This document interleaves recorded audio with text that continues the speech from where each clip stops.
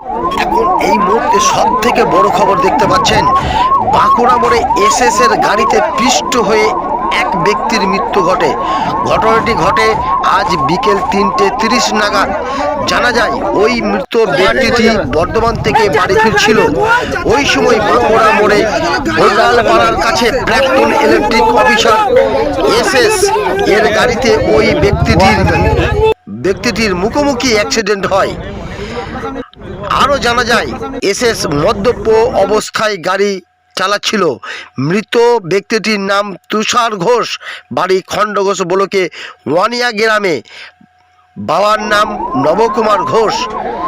SS এর নাম শেখ নাজিমুল হক, বাড়ি খণ্ডঘোষ ব্লকে কেশপুর গ্রামে।